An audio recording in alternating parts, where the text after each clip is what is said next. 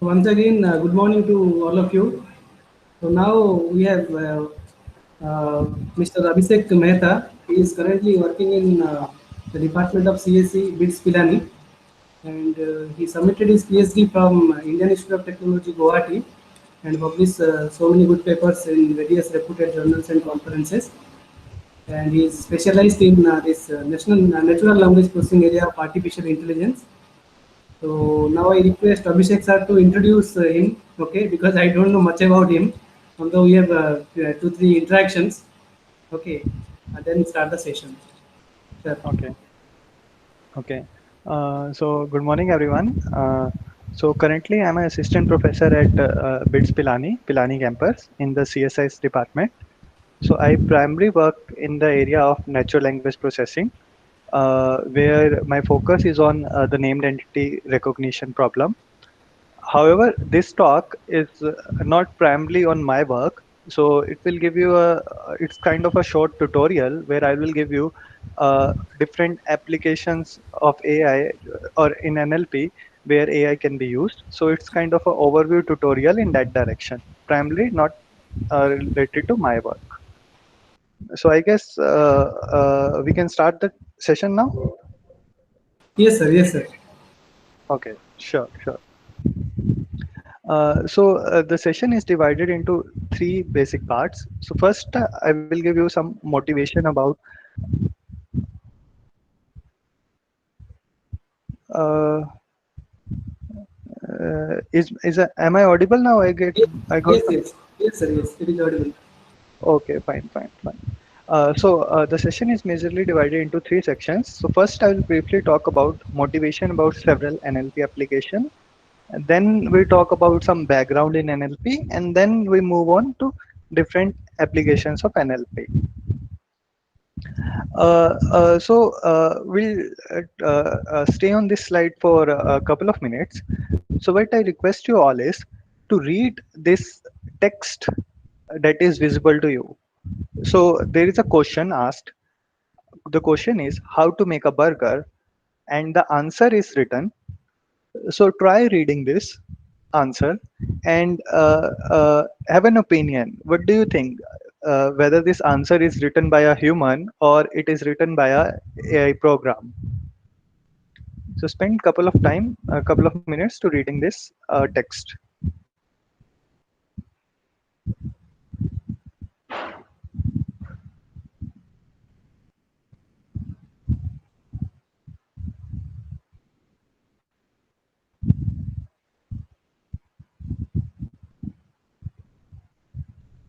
So this text is not written by a human, but it looks like it is written by a person who is familiar with how to make a burger as well as the natural language, which is English in this case.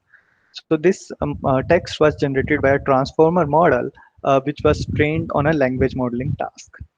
Now, I will play some audio files. I hope these will be audible. So I will play the first audio file.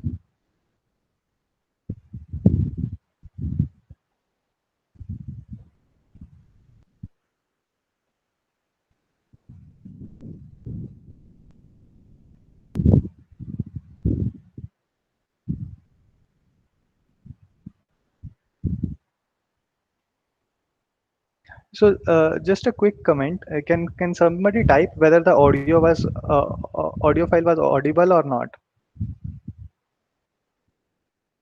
No. No, sir. Okay. Okay.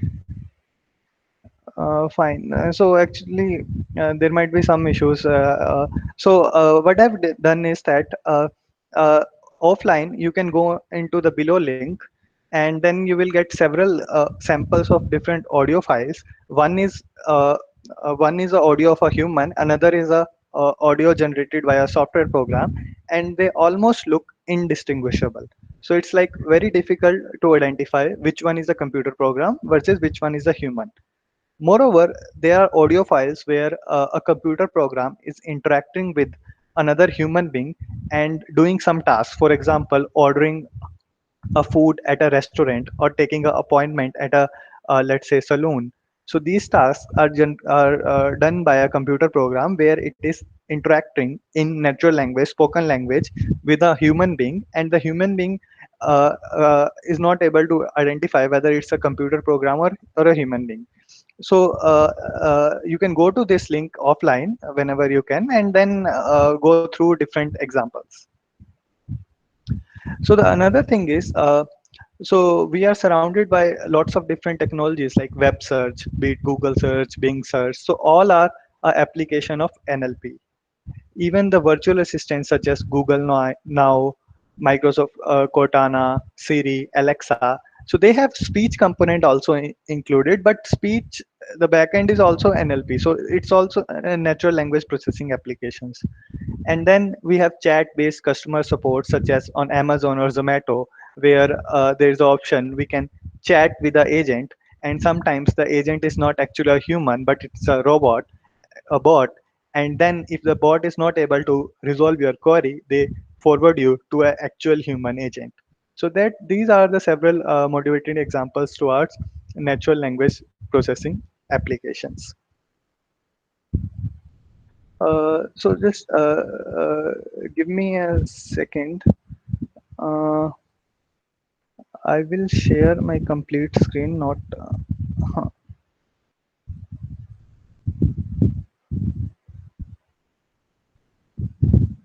mm, hmm. So I guess now my complete screen will be visible. Yes.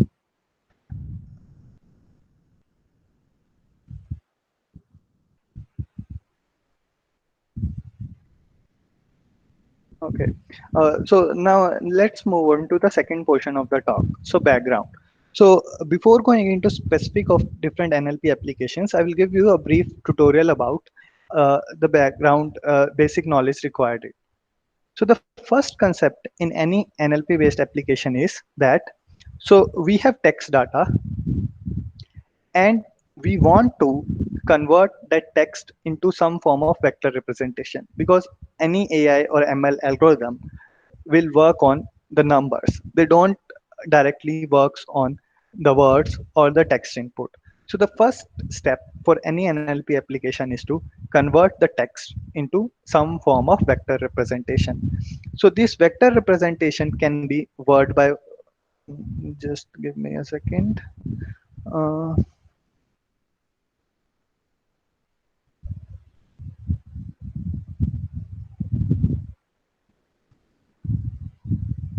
this is sorry. No.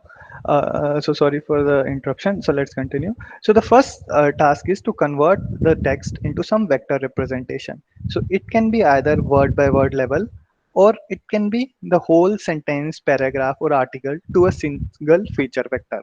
So it depends on what NLP application we want to work on. So by word, we mean is that, let's say this is a single word, convert into some vector v1. This is another word, convert into some vector v2, and so on. So for all the text that we have for that NLP application, we'll convert every word into some vector representation. So that's word by word. And the whole sentence or paragraph or article can also be converted into a vector representation, where this whole text can be converted into some single some x-dimensional vector representation. That's another way, and we'll look into it more in detail. Now, the first and basic step, the very naive idea to convert words into vector is using a one-hot representation of words. So what do we mean by one-hot representation? So let's say we have a vocabulary V. For our NLP application, we have around 1,000 unique words. Let's say we have around 1,000 unique words. So what we can do is we can have a vector where each axis or each dimension of that vector is a particular word, and we encode a word by one hot representation. So only the dimension which correspond to that word will be 1, all other dimensions will be 0. So in that way we can represent each word into a one hot vector representation.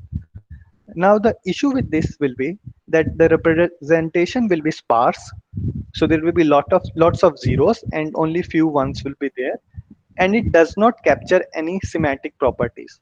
For example, good, nice, wonderful, these words have almost similar semantic meanings, like they have similar meaning, but in terms of their vector representation, they are like we can't say that they are the same vector representation. They are like they will have very different vector representations.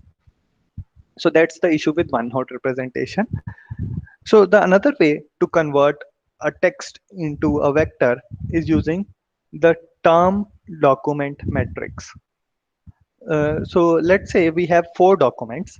So this is the first document, D1, D2, D3, D4. These documents are from the four Shakespeare's play, and each row indicates a word, and these values indicates how many times this word battle appeared in document D1, and this indicates how many times the word battle appears in document D2. So it means it does not appear at all. So we can construct a term document matrix, and using this matrix, what we can do is we can represent a document as a vector. So here vector will be of uh, let me so here this vector will be of size v mod, where v is the number of words in the vocabulary, and each dimension of the vector is basically the one word of the vocabulary. So that's another way on which we can represent a whole document or a sentence, or let's say a paragraph, into a vector representation. Now let's have some spatial visualization of the document vector. So if we can take two axes, let's say the first was is battle and another is fool.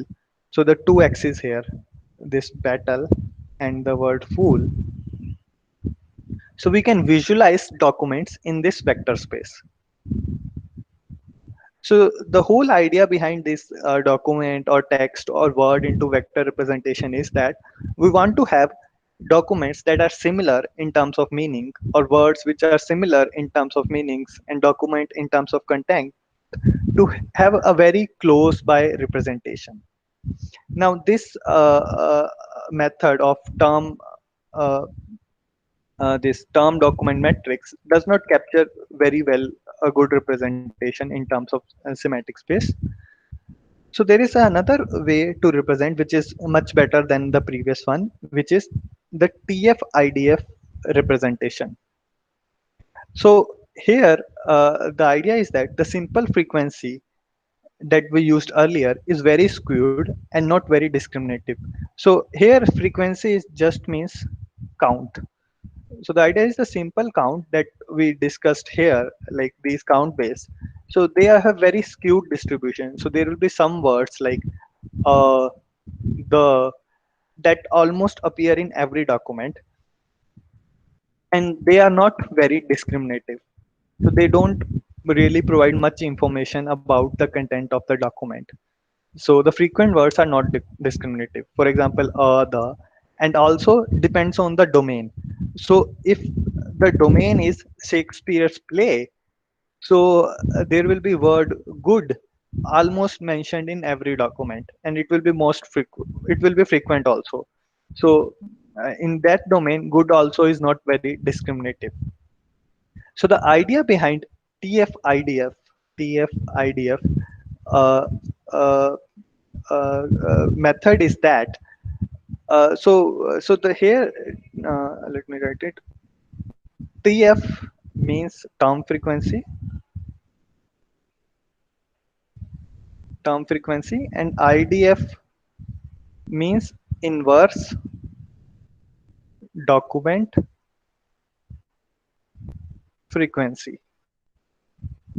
So we denote term frequency as term frequency TF TD of a term T in the document D. So here term is basically word, is defined as the number of times the term T occurs in document D. So it's basically the count. It's the same value as here. So the number of times the word good occurred in this document, as you like it is 114. So a document with 10 occurrence of a term is more relevant than a document with one occurrence of a term, because if a term is mentioned more in a document, that means that term is relevant. However, they are not 10 times relevant. So generally what we do is we use a logarithmic of the term frequency. So in that way, if it is 0, we just map it to 0. If it's 1, we have 1. If it's 2, it's 1.3. If we have 1000, it's 4. So we scale the proportionality of the term frequency in a logarithmic scale, so that even if a word is mentioned 1000 times, it is not like 1000x more important. It's like 4x more important. Then we define document frequency. So the document frequency is the document frequency, the number of documents that T occur in. So let's say there is a term T. In how many documents D1, D2 till Dn this term occurs in. So that's the document frequency of term T. And we define inverse document frequency IDF as log of n by document frequency. So n is total number of documents by df document frequency. So let's take an example. So let's say in some corpora there are suppose 1 million documents, and there is a term Calpurnia. Now it only occurred in one document, and its IDF score will be 6, very high. There is a term animal, and it occurred in 100 documents, so its IDF score is still high, but it's not as high as California, which occurred only in one document. So there will be a term, let's say the, which occurred in all 1 million documents, and its IDF score will be 0, that it's not important. So what we are doing is that we are scaling the importance of a term based on how many documents it occurred in. If it rarely occurs, that means it's more important. And then we can combine this TF IDF matrix. So it's basically a multiplication of TF and IDF. And using that, we can compute for every document here and terms, these rows, their TF into IDF scores as shown here.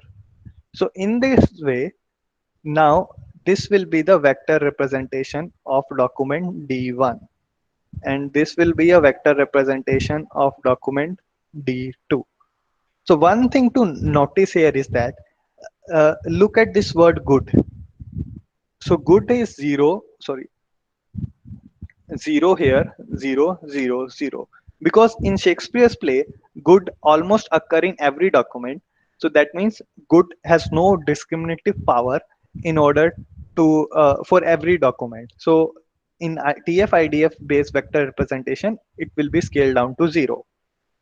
So this vector representation generally works better for applications rather than this. If we go back clearly, the simple count based vector representation. And later on when we'll see in several NLP applications, so some applications are very straightforward. Given a text, convert them into TF IDF vector, and then apply a classification model. So it's like a straightforward pipeline. Given a text, convert into vector and apply a classification model. That's it, as simple as that. So that's why I'm going through some basic background. Now, the representation that we discussed till now, it does not captures uh, the neighboring context. For example, there is a famous saying, "We shall know a word by a company it keeps." So it's like a word can be described by what are its neighboring words. So there is another form of representation which is based on word-word co-occurrence metrics.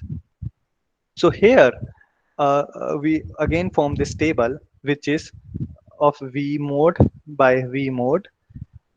So columns are also words and rows are also words, and the values are the number of times the row, this is which is the target word, and the column, which is the context word, co-occur in some context in some training corpus. So we have large set of training corpus, which is just a natural language process like NLP text, and these are, let's say, example sampled from it: sentence one, sentence two. So there is a word cherry, and let's say consider a window of size 4, four words appearing on the left and four words appearing on the right. So how many times the word cherry co-occurred with the word pie? So we make this count in this way. So using this word-word co-occurrence matrix, we can also convert a word into a vector. So here the word digital can be represented as this vector space.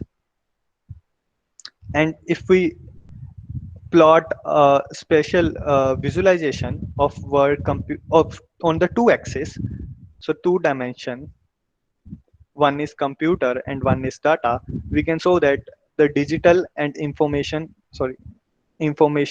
are very close by. So these two vectors, so if we take measures such as cosine similarity, these are like very close by. So till now we have discussed uh, vector representations which are sparse and long. Sparse means like majority of the values are zero, and long means their size is usually size of vocabulary. So vocabulary size in typical NLP applications can be more than 100,000 to like 100 millions. So it's like a long and sparse vector, and we are wasting lots of space. And also, they capture very limited semantic properties of words. So they don't capture very interesting semantic properties. So now we'll discuss about another way of vector representations, which are dense and short, and which captures several semantic properties. So we'll discuss about word to vec. So any questions till now? Or will maybe after the text session, will background session, will take it together. Also, one question is there in the set of 10 documents, how many?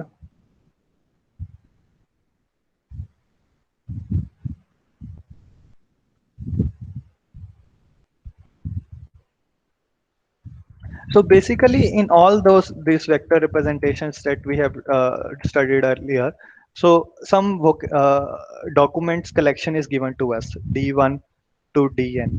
So we parse this document collection and find out some set of unique words, W1 to, let's say, WK.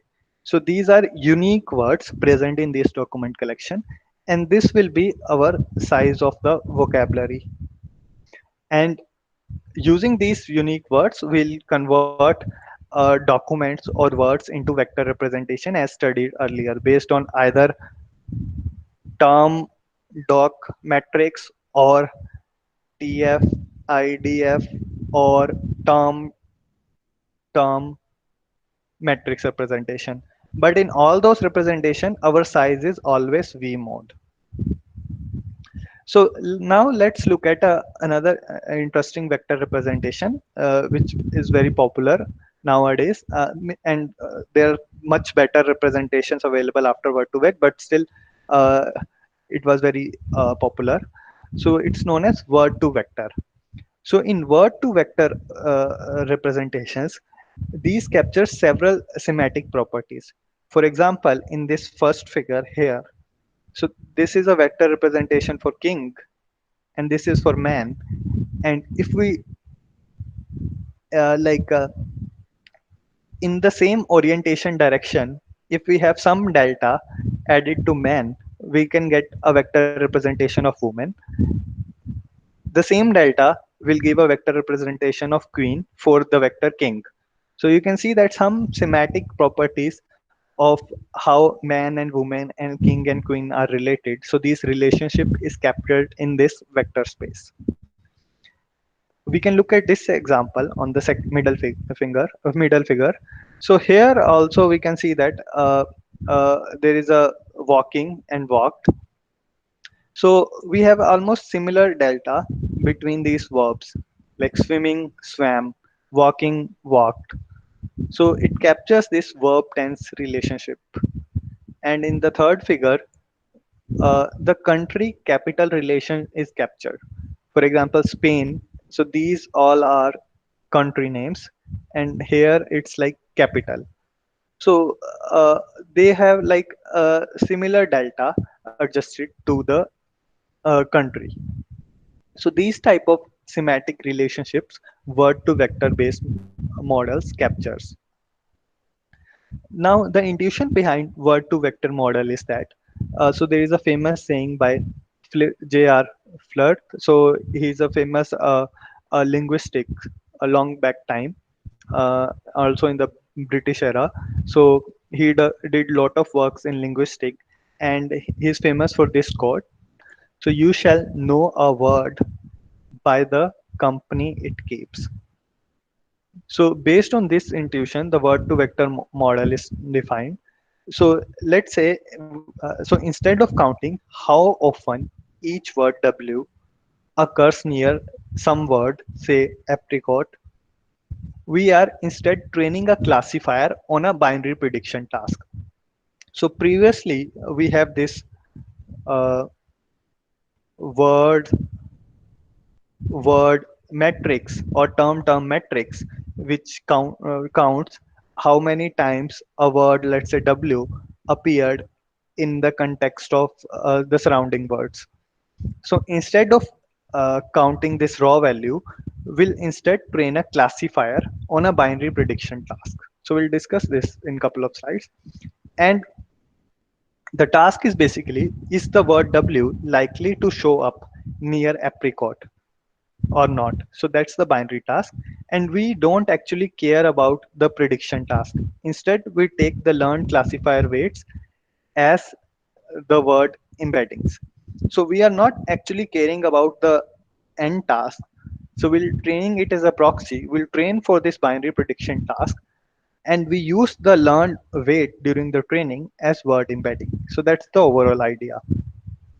To give an intuition on how this data and how these examples are generated.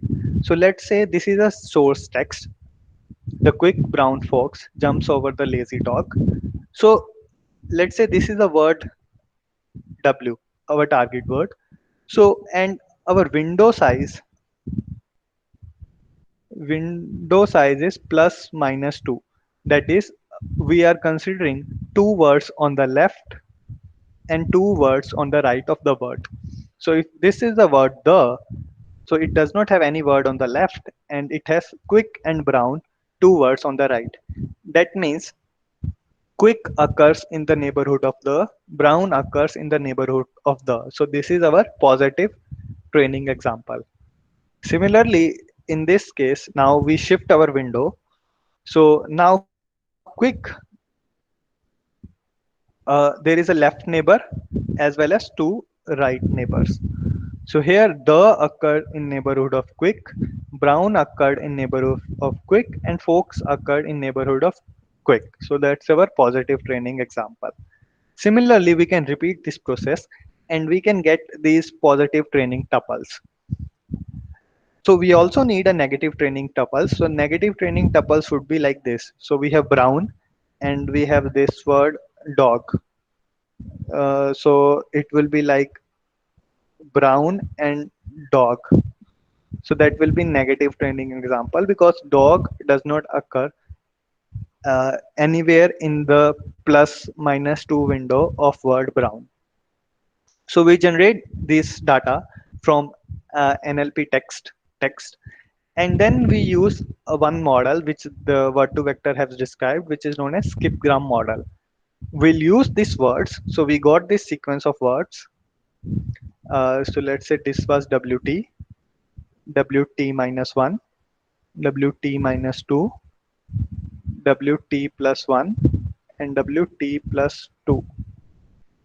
So we use this word WT, this one, and try to predict WT minus 1, T minus 2, T plus 1, and T plus 2. So try to predict these words as a binary classification problem. So a higher level illustration of the architecture is, before this model is trained, what we'll do is, for every word, we'll initialize a random vector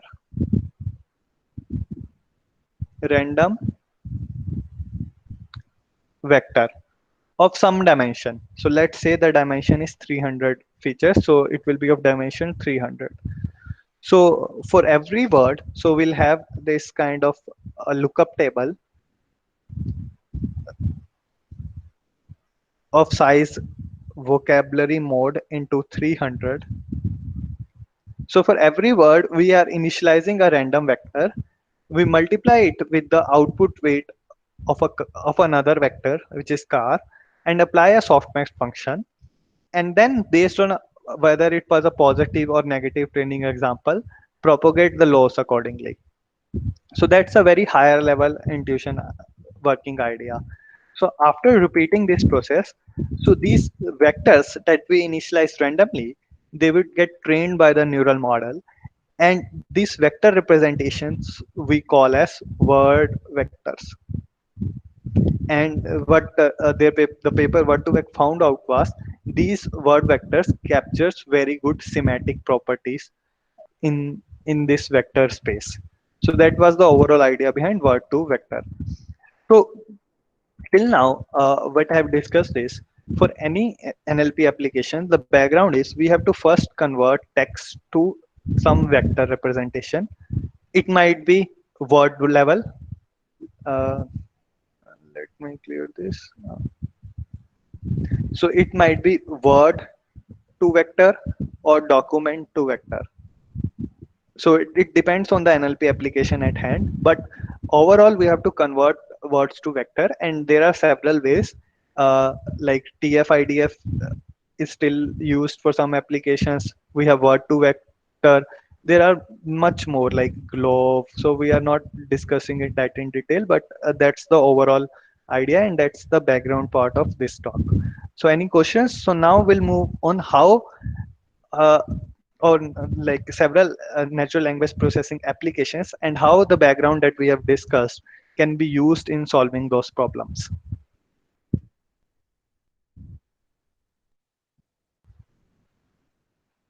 Uh,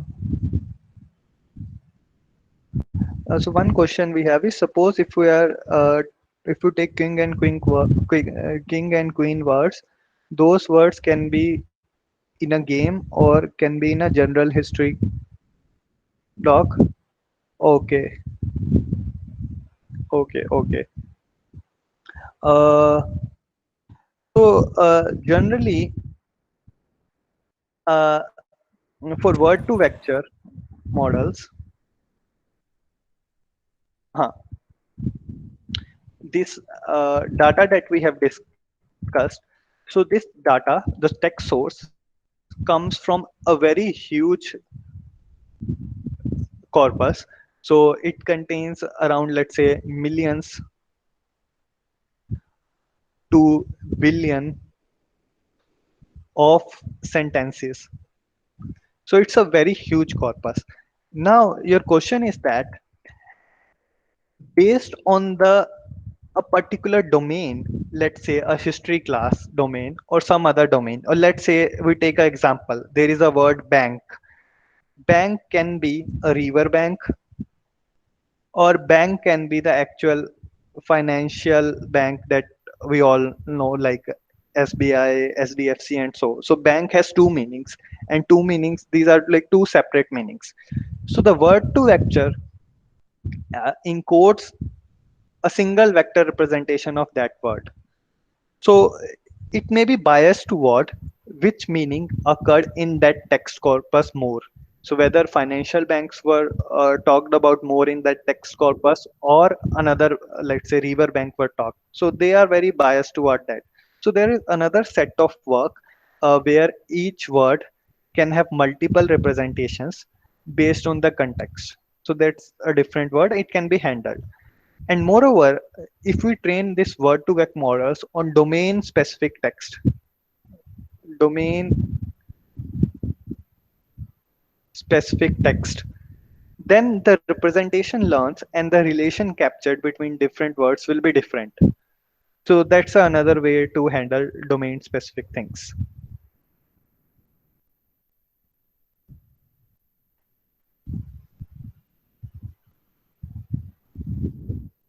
So in detail, it will be not possible for tutorial. So what I have done is, so every slide will have some reference. So you can go through these reference and they will explain everything in detail. So in the next all slides also, every slide will have some reference. So you can go to that and read it in more detail later on. So that was the overall idea between text to vector classification. And now let's look at several NLP applications. So the first application that I'll be talking about is text classification. So a few days ago, we received an email from Professor Souvik Bhattacharya. So Professor Souvik Bhattacharya is a Vice Chancellor of BITS Pilani, and this was the email we received. So I need a favor from you. Please email me as soon as possible. This Professor Souvik Bhattacharya, Vice Chancellor, BITS Pilani. Now, it seems a very genuine email. So the email ID seems fine and the professor name is fine. However, the email was actual spam. So it was uh, sent using some server by some spammer trying to get some details of the faculties or students. So it was a spam. So spam filtering is one of the basic examples which comes in text classification problem. Is the document spam or not? Is the email spam or not? Then another application of text classification is news categorization. So we are like Google. There is a like Google News. I hope like many of you have might be reading news on using that. So in that there are topics like business, technology, entertainment, sports, science, health, etc. So every news article they try to categorize into domains, whether this news article belongs to entertainment domain, entertainment topic, or technology topic, or business or not. So that's another application of text classification problem. Or we talk about sentiment analysis, like movies, products, and so on. So class trying to categorizing them into negative, neutral, positive, or some rating, let's say 5 star to 1 star, and so on.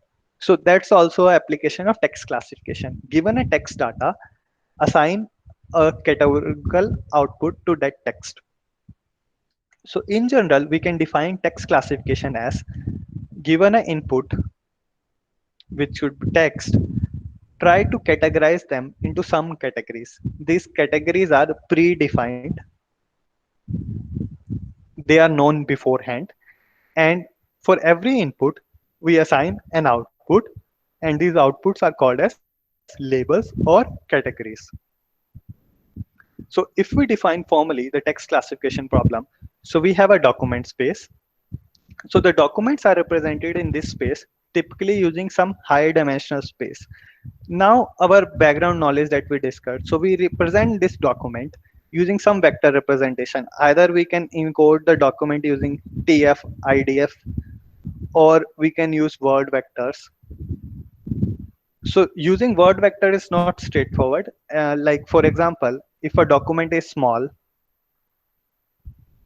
let's say 5 to 6 words only, like a sentence, what we can do is we can have word representation W1, W2 till W5 using word to vector, and we can take a average of these. In that way, we convert that whole document, short document, using a vector representation. using word2vec. And there could be another models like RNNs and CNNs that we'll discuss later. So the whole idea is first we have to convert document into some higher dimensional feature space, and then we have fixed set of classes, let's say C1 to CJ, and we have a training set of label documents. So each label document is like a document and a class. And then we can use standard machine learning algorithms to learn a mapping function from the domain X to range C.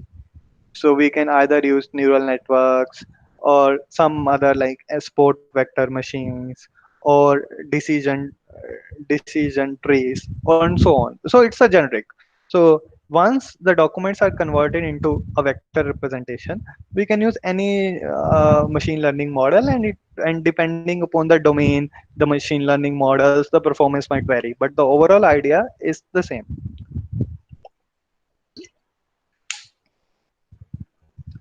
Now, there are two major categories of text classification models.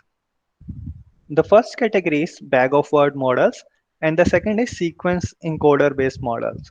So, the bag of word models encode sentence document as a vector or a set, ignoring word sequence. So, they don't capture any sequence of words in them. So, uh, so these models are TF-IDF that we just discussed, concatenation of or averaging of word embedding. So this strategy I've also discussed of converting document to vector. And a naive based classifier can also be applied, which also use bag of words model. So we'll not go into this into detail. The another category is sequence encoder based models.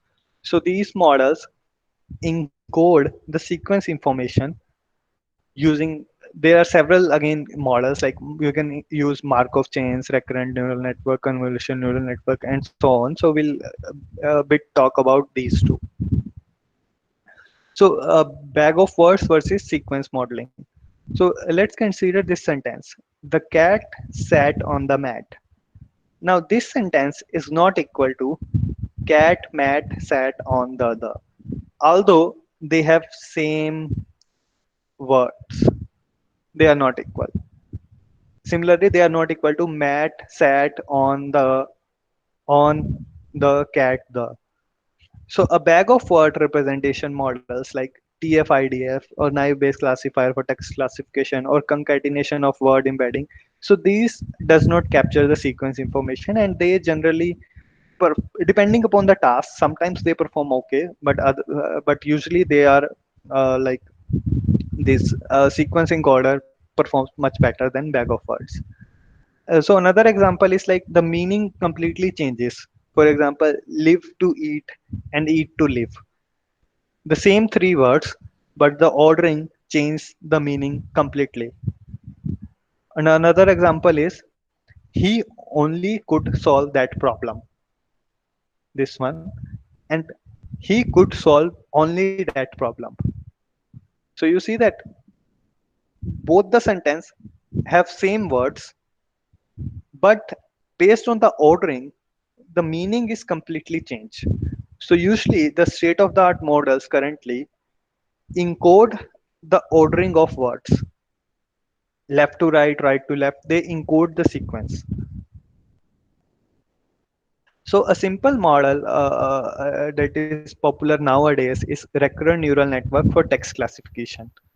So what in this model happens is that, so we have a sequence of words. Let's say this is a sentence, and we want to assign some let's say categorize into some topic, whether it's this belongs to technology or let's say health or so on. So what we'll do is, for every word we have a word vector. For every word we have a vector representation. These could be randomly initialized word vector representation, or it could be word to representation as we discussed earlier. We feed them into a recurrent RNN based encoder decoder, so which takes the sequence into account, this left ordering as well as right ordering, this right to left, bidirectional. And then based on that we can take the leftmost and rightmost representations, and in that way, this text, the text is converted to a feature vector, and on this feature vector, we can use any loss function. So that's the general idea behind working of any text classification model using recurrent neural networks. Of course, this is a very basic model using RNF. They are much more advanced and complex model already proposed, but it will like the intuition behind the working is the same. Similarly, we can use convolutional neural networks for text classification. So this is the sequence of words. So these words will be represented using vectors, either using word to vector or some other tool, and we can apply a filter. Uh, just wait.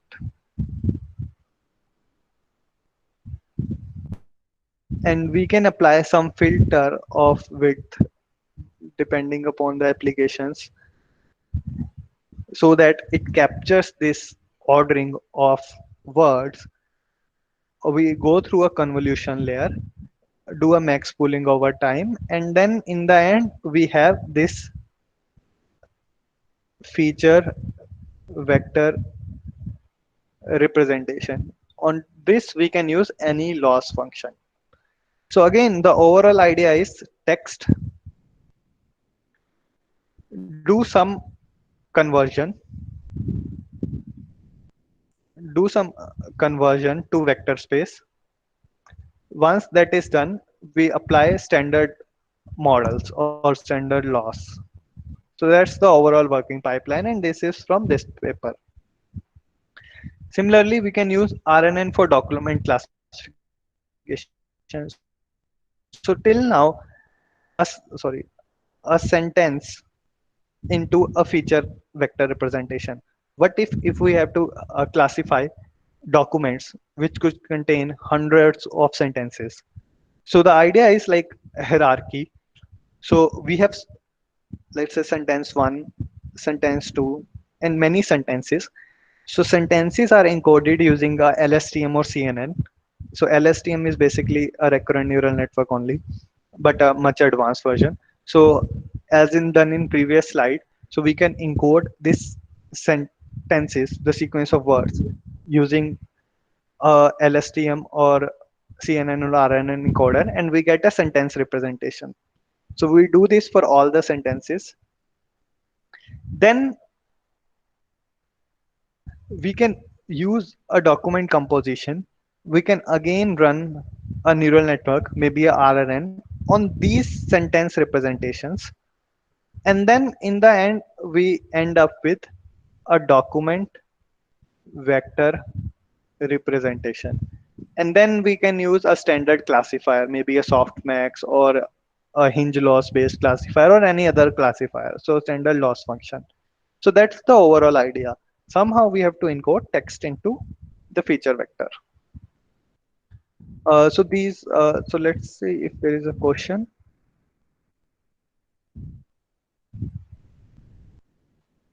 Okay, no. So PPT is already shared. Uh, so let's move ahead. So the typical evaluation metrics used for text classification are precision, recall, and F1. So be it, let's say, semantic analysis like positive or negative sentiments, or be it, let's say, news categorization or spam. We we typically use precision, recall, and F1 evaluation metrics in order to measure performance of different learning models. So uh, uh, so interest of time, I can skip this. I guess this is pretty much standard. Now let's move on to the next NLP application, which is machine translation. So machine translation is a task of translating a sentence X from one language, the source language, to a sentence Y in another language, the target language. For example, if we translate this quote from the language English, like the man is born free, but everywhere he is in chains, to Hindi language, so मनुष्य स्वतंत्र पैदा होता है लेकिन हर जगह वह जंजीरों में होता है. So that's an example of machine translation. So we need to convert the source language, which for this example was English, to a target language, which for this example was Hindi. Now, machine translation is actually a very challenging problem because like there are several ambiguities involved in natural language. A simplest example is, let's say, of lexical ambiguity is, let's say if we are translating from English to Spanish, there is a phrase, book the flight. So in this phrase, the word book will have the corresponding Spanish word reservoir. Whereas in this sentence, read the book will be translated to libro. So based on the actual context, the same word can be can have different words in another language. For example, here, kill a man versus kill a process. So the word kill is same. It is used as verbs. However, the kill will be translated to different words in another language. So that's an example of lexical ambiguity. The another example was different word ordering. So English language has usually this order: subject, verb, object. Whereas Japanese has this order: subject, object, verb. So the ordering is different. For example, IBM bought Lotus. When this sentence will be translated in Japanese, and I have written this Japanese to English direct conversion, so the sentence would be IBM Lotus bought. So the subject, word, object, verb, order changed.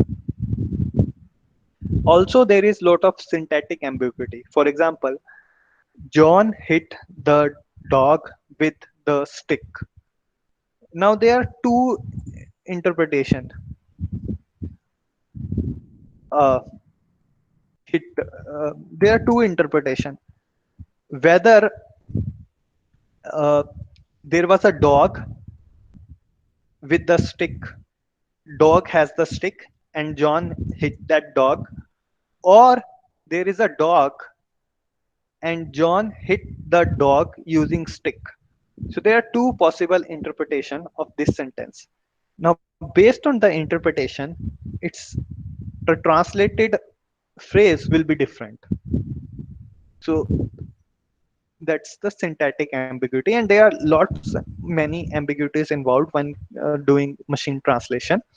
So I'll discuss the typical or the state of the art models currently used for machine translation.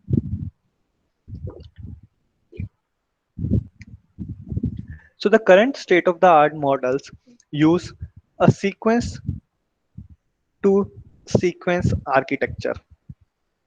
So what do you mean by sequence to sequence architecture is, let's say this is a source sentence, which is an input, LAM entry. So we'll have some recurrent neural network architecture, so which we call as encoder. So words goes to this architecture. So as discussed in the text classification, the architecture is same. So one by one, the source sentence words goes to the RNN encoder architecture, and then we'll use the last word, this representation, and using that representation, we try to predict or generate, sorry, the target sentence, which is a sequence. So this state, this the purpose is that this state will encode all the complex ambiguities involved in the source sentence, and using this state only, we can retrieve back the output sentence. So the output sentence would also be that there will be some start and end encoding. So then this first word will be used again by the model in order to generate the next word hit. it will be used again to generate the next word me, and so on. So that's the overall architecture, sequence to sequence. And usually for machine translation, we have the evaluation metric is blue score. So it's like, if let's say this is the Chinese source language for this example, and this is the translation in English. The gunman was shot to death by police. Now, how the evaluation happens is that, let's say the machine translation system had this translation: the gunman was police kill. Now, the blue score works is by matching n-grams. N-grams. So n-grams are basically sequence, consecutive sequence of words. So let's say if I have 2 gram, so that means two word sequence that appear together. 3 grams mean three word sequence that appear together. So if we say here the gunman was present here. So that's the 3 gram matched. So that's a good that's a good match. So if the match was 4 grams, the gunman was shot. The gunman was shot between the reference and the translated sentence, then it's a very good match. Based on how many 4 grams, 3 grams are matched, this blue score is calculated. That was the second example, machine translation. So in machine translation, the thing was text. Sorry, I'll write here. The input was sequence. The output was also a sequence. In the text classification,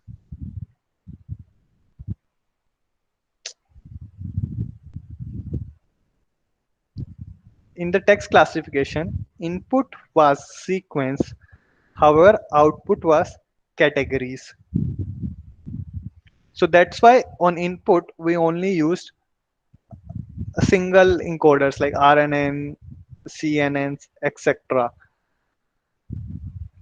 Whereas here machine translation, input we also used RNNs, output we also used RNNs. So that's the difference. Now the third application area that we talk about is will be information extraction. So in information extraction, the objective is that, so we have large set of unstructured text, that is simple sentences written in natural language. And the objective is try to identify important entities and their relation among them. For example, here, the combination of uh, these mRNAs encodings resulted in local upregulation of pro-inflammatory cytokines, robust local T cell activation. So here we have this relation that these three combinations regress tumor and they upregulate some cytokine- cytokines.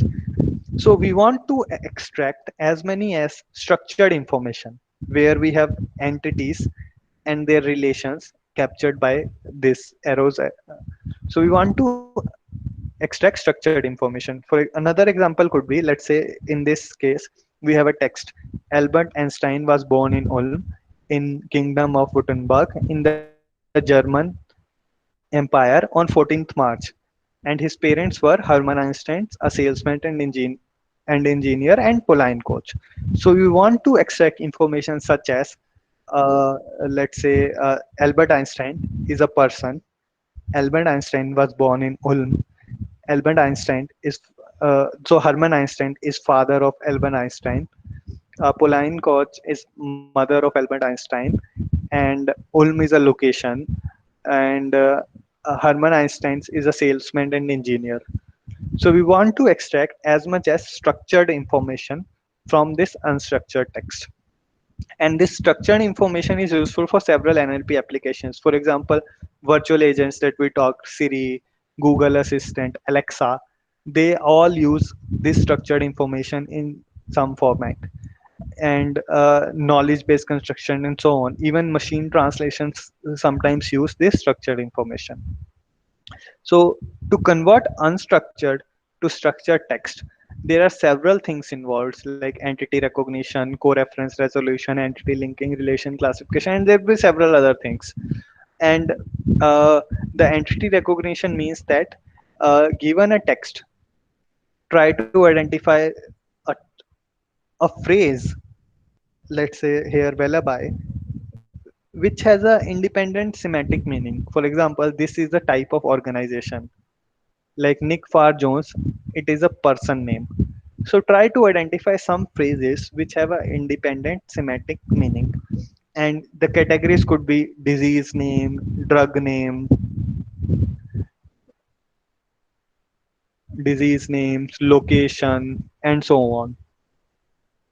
And the entity recognition systems are used in lots of different domains like customer support, drug interaction, search, like who is CEO of Alphabet.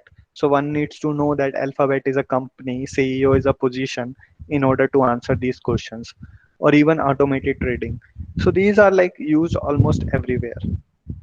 Uh, so before going into details, let me have check if there is some question. Okay, fine. So it's not related to that. So again, for NER, the architecture is kind of the same for entity recognition. So we have words, sequence of words like best buys, CEO, Hubert, Jolly. So we have some RNN architecture. We encode them both left and right, and we predict a output. The difference is in this is that our input is sequence and output is also a sequence, however, of same length. So in machine translation, the output sequence could be of variable length, but in NER, the output sequence is of same length. And because of the same length, directly we can categorize the sequence on the same RNN. We need not use another uh, encoder decoder architecture. We can directly use the same RNN architecture in order to categorize that word. So here, let's say the Best Buy is an organization. So we have some encoding scheme where we say that begin org. That means there is a entity which is of type organization, and B denotes its first word. Sorry, first word. And I means I org means this word is an organization, and this word is a part of an entity whose previous word was also an entity. Using this encoding scheme, we can do entity recognition task. Now we have discussed great details of different recurrent neural network architectures. So I will summarize it. So the simplest one, which I didn't mention, was a multi-layer perceptron or a neural network, which takes input as a vector and output as also a vector. So basically a one-to-one. The another is one-to-many. So these type of are generally used in image captioning tasks. So which is a multidisciplinary area where have this is a image, feature vector of a image, sorry, vector of a image, and we try to generate its caption using a RNN. So that's the second category. The third is many to one. So this we have already discussed, like sentiment classification.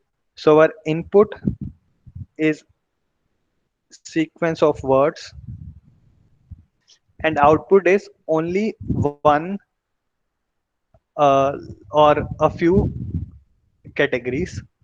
So that's the output, which is basically the class label. And the fourth is like sequence to sequence, which is many to many. Our input is sequence and output is also a sequence, and output is of variable length sequence. So that's a machine translation example. And this one, fifth one, is also many to many, and this is used in entity recognition, as we discussed earlier. So these are the typical type of models that are generally used in NLP. And we can simply categorize as many to many in different ways, many to one to many, and one to one. So now I'll move to the last application that I planned in my, which is question answering. So we have these questions such as like, do I need an umbrella tomorrow in San Francisco? If we pose this question to Siri, like, do I need an umbrella tomorrow in, let's say, New Delhi? So based on the weather report, the Siri can answer that if it's raining, then yes, you should get an umbrella, otherwise not. So this is the application of question answering. So even we can ask questions on Wolfram Alpha, which is a computational knowledge engine. So questions such as how many calories are in two slices of banana cream pie. So it can give you the answer directly. So the question answer task definitions are, so there are two categories here. Open domain, find answers to open domain natural language questions from large collections of document, and these questions are usually factoid, and documents includes text, web page, database, so on. So it's like on search. So in Google search, if you try to write any questions, so its answer belongs to open domain question answering. The another is canned question answering. Here we map new questions to predefined questions for which answer exists, like FAQ finders, some support chat engines, they have FAQs. So if you write any questions, they will try to match it with existing questions and answer pairs, and they will retrieve the answer from the question that was matched. So that's canned question answering based problem. So few examples of question answering is like, what is the fastest car in the world? So this is open domain question. The fastest car in the world is Bugatti Chiron Super Sport something, and its speed is like 489 kilometer per hour. So that's the correct answer.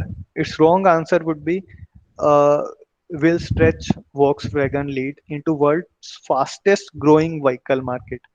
So it's not the fastest car, it's fastest growing market. Another example could be, how did Socrates die? Uh, by drunk poison by drinking poisoned wine. So this type of questions are also open domain. It also requires some reasonings.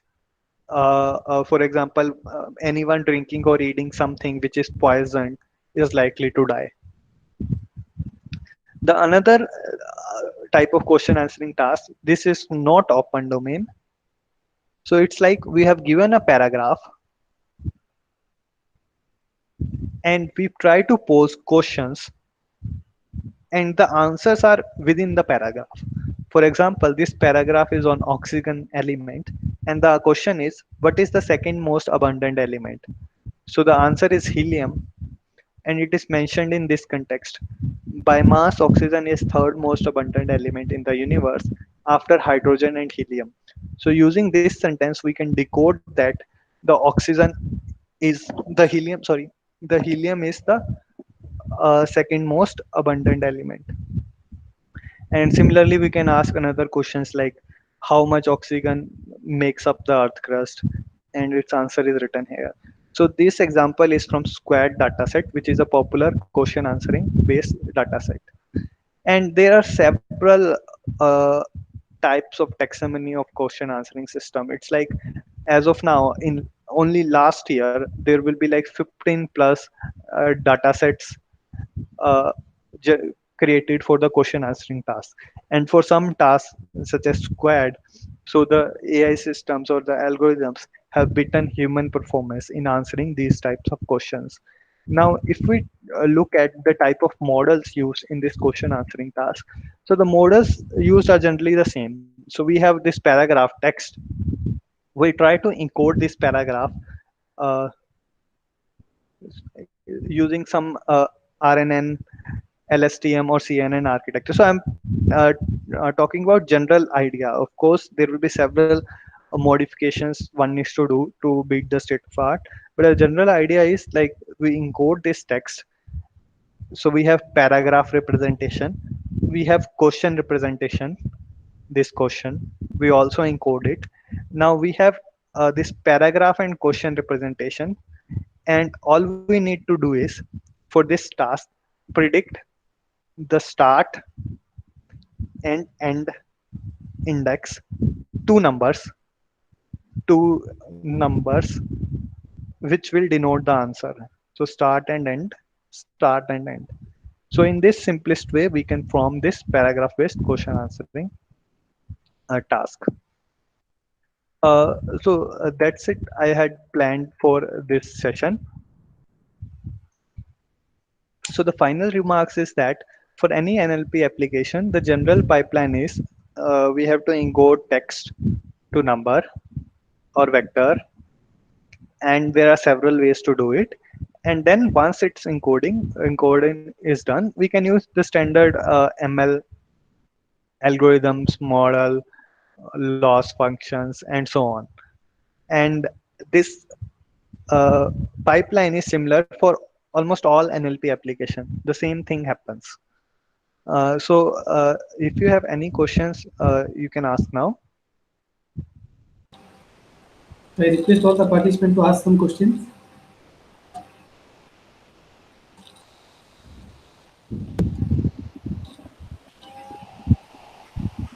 I think few questions are there in the chat window, sir. Okay. Let me see. Okay. Yeah, I can see.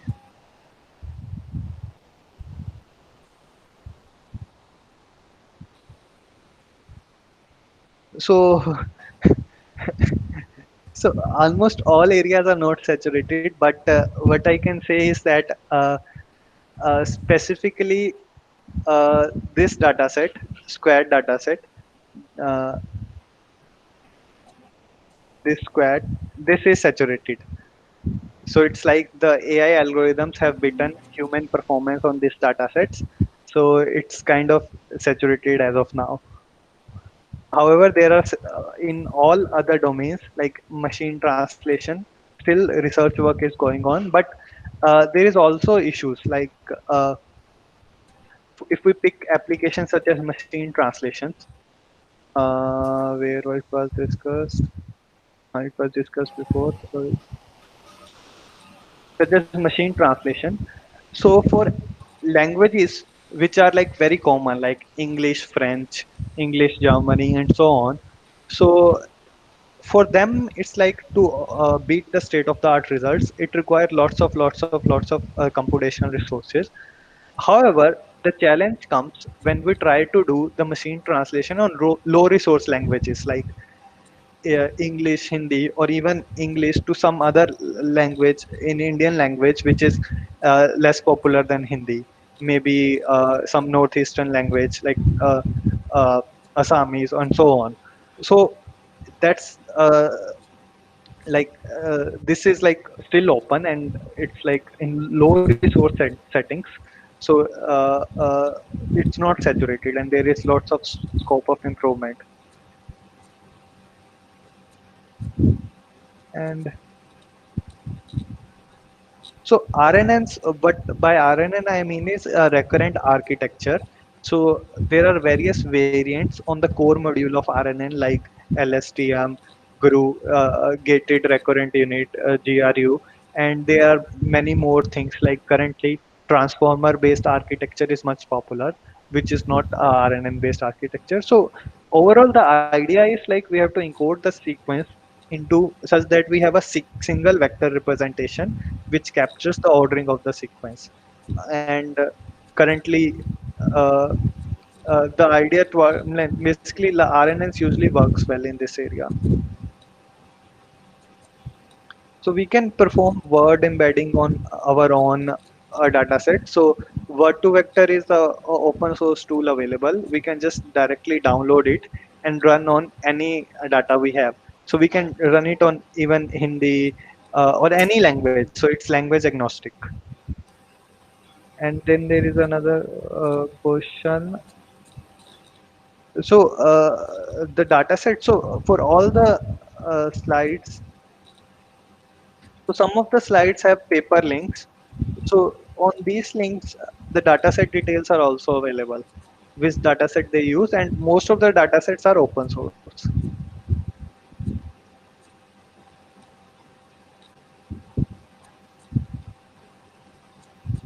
So Okay, any sir. other? Okay, sir. We'll stop here. Okay. So thank you very much, sir, for your interesting talk.